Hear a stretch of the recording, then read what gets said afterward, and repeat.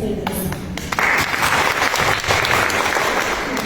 Beni az çok tanıyanlar bilir ki burada olan kitap tanıtım programlarında ben gönüllü yazarlarıma kendi yazmış olduğum birkaç satır mısrayla selamlar, ondan sonra onların konularına geçelim.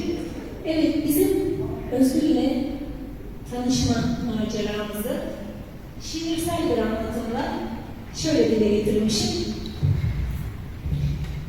Yıllar önce aylardan Eylül, okul bahçesinde tanıştık Özgür. İçten bir merhaba, içten bir tebessüm, sonra merhaba. Ne ağır ulaştık 20. yıla. Birlikte okuduk, birlikte yazdık. Sen ben ayırmadık, hepimiz bizdik. Sınıf annemizle neşe saçardık. Çocuk ayırt etmez, kucak açardık. Veli toplantısı günler yapardık. Sevgiyle, kardeşçe, dostça yaşardık.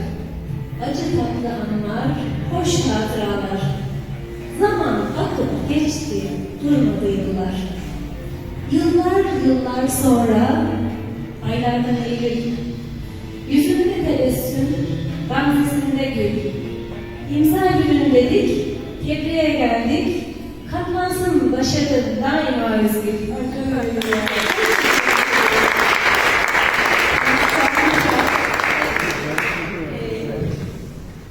Bu da kitabımız için yazdığımız hep aşklar böyle olsun. Olmaz ki hiç insanız. Hep aşklar böyle olsun. Nerede olsa yaşarız. Hep aşklar böyle olsa. Neşelenip coşarız. Çağlayıp da taşarız. Ne zorluklar aşarız. Hep aşklar böyle olsa. Sayfaları gezerek, hissiyatla sezerek, şöyle bir göz süzerek, hep aşklar böyle olsa.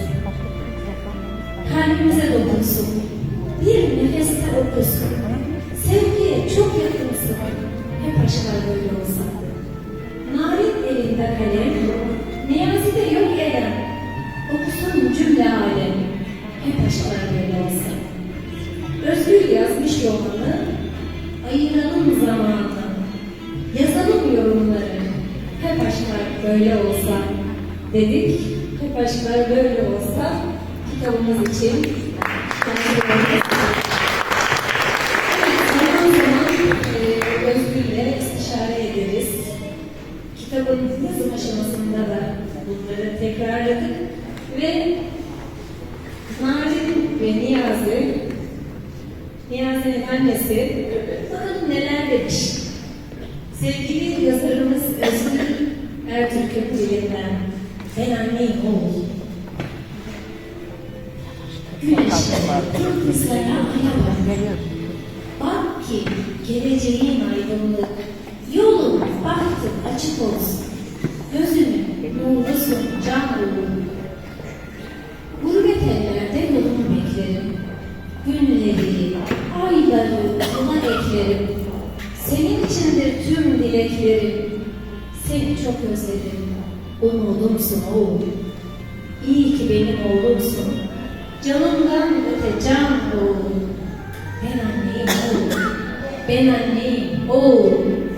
Derken annenin oğula bakışını görüyorsunuz değil mi? Evet. Sevgili oğlumuz anneden Öztürk'ü alkışlıyor. Evet. Evet arkadaşım. Başarıların tatlına daim olsun. Seninle gurur duyuyorum. İyi ki varsın. Eksik olma.